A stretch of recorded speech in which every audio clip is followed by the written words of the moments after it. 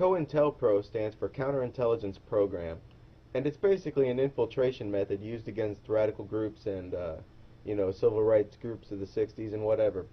Many of us know about their manipulation, the federal manipulation of groups like the Ku Klux Klan, but many of us are unaware of COINTELPRO in regards to the internet. Well, here's just a few articles. Exhibit A is Hal Turner. This guy gets arrested for making threats against a judge, and then it turns out that he was an FBI provocateur, and he's basically paid by the FBI to spew hate on the internet.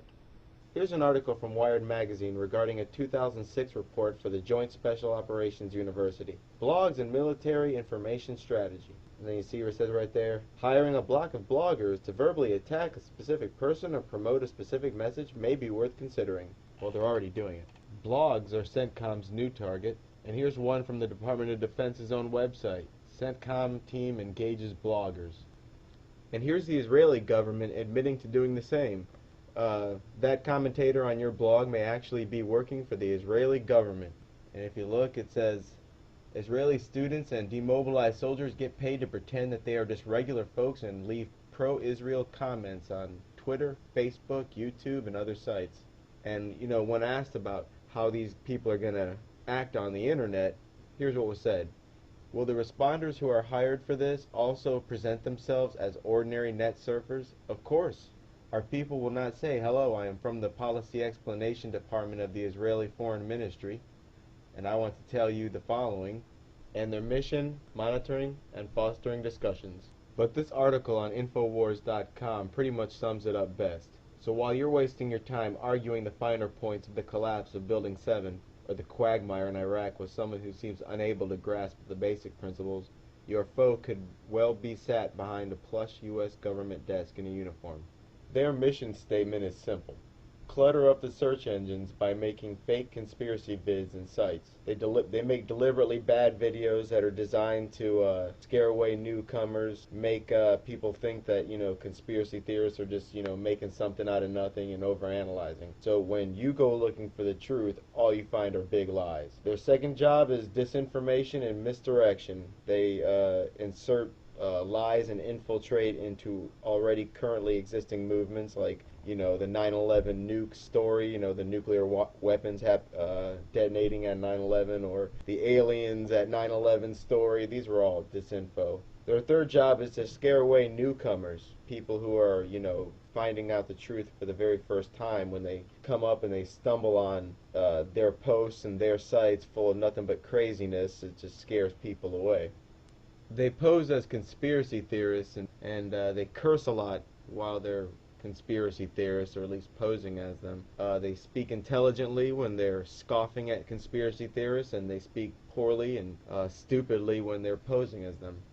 Their fourth job is infighting, and basically they just say that everybody's disinfo. Alex Jones is disinfo, David Icke's disinfo, Michael Tazarian is disinfo. They do a lot of Ron Paul bashing. Basically everybody's just, working for the bad guys, and that's what they go around doing so that they can stir up distrust among everybody. But you should know that a real truth seeker doesn't have time to go online and bash Alex Jones or Ron Paul. If you don't believe these people individually, that's fine. But no real truth seeker does that, so there's usually an agenda. They also like to pose as anarchists, communists, Marxists, and anti-Semites. And they also like to associate conspiracy theorists and conspiracy theories with anarchy and communism and Marxism and anti-Semitism.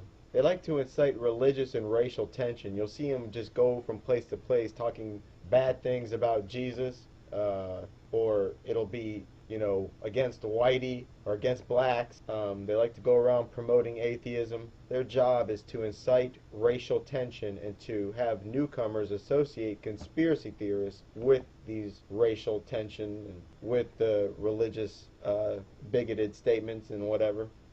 You'll find them everywhere. Forums, YouTube. Their job is just basically to create tensions and stupid petty fights. They go around voting down good videos and voting up bad videos. You see them a lot, like especially LiveLink, where you'll post a video, and if it has something to do with conspiracy theories, you know, within 24 hours, you'll have 5 or 6 scoffers show up, and then after that, it's just, you know, crickets and tumbleweeds. There's no posts after that, as if there's a group of people who are out there just checking to make sure the very newest videos, and posting a little bit on each, and then just moving on. So you could tell that there's an agenda there, because you would think that the scoffers would show up once a month, once every 2 months, but no, they show up within hours, and then the video could be there 18 months later and not a single comment. So, and in places like dig.com, they'll actually call themselves COINTELPRO agent. And if you look at the kind of stuff they post, it's pretty typical of what you'd expect. They pretty much just go looking for anything having to do with Israel, 9/11, Ron Paul, and bash us.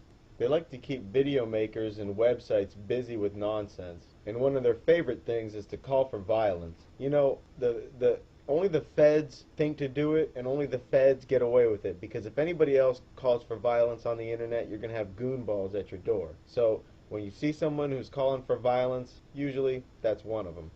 Here's some tips. If somebody's making comments that are a little too ignorant, don't respond. Don't indulge these guys. These guys' job is to waste your time and to keep you misled, misdirected, and busy. Don't let it work. Don't make a threat on the internet. Do not make threats. And do not make contact with people who do. Here's some general tips to protect yourself. Passwords. Passwords should be always greater than or equal to 8 characters, including 1 number, 1 lowercase, and 1 uppercase letter. The numbers should not be associated with your age or date of birth. The words should not be a word at all, or a name. Instead, use sentences. Like, for example, the first letter of a sentence, maybe from your favorite movie, your favorite song. Like, for example, say your favorite song was Civil War from Guns N' Roses. One of the sentences is, I don't need your Civil War. Now, IDNYCW. That's the first letter from each word in the sentence. Followed up by the year the song came out. It's a good password. Encryption. Your data is vulnerable until it's encrypted. The 2 main standards, or at least the best ones, are AES and Blowfish. The key size should be at least 256-bit or greater. There's many programs out there that do encryption. They can do virtual drives, encrypted files, and encrypted folders. One of them is TrueCrypt from truecrypt.org. It's also available on my website, so that's a good program to use. And remember, just because you deleted a file and then removed it from your recycling bin doesn't mean the file's actually gone. The data is still there, but the reference to the file is gone. You need a file shredding program, and there's many out there. There's a little known spy effort going on between the NATO nations, mainly, and the NSA called Echelon. This system uses word and voice recognition and can scan cell phones, emails, chats, searches, pretty much everything. General tips for getting around this stuff. Deliberate misspellings in text, random punctuation marks and spaces. This kind of stuff can fool computer programs. Use code words instead of the real words, and get a firewall. This won't help you in terms of being scanned, but they sure are useful. And for you COINTELPRO guys, this is for you. Look at this. This the future you want. What you think? They have a place for you in their future? We don't have a choice. They're going to win. Can't you see that? There's nothing stopping them now. There's me.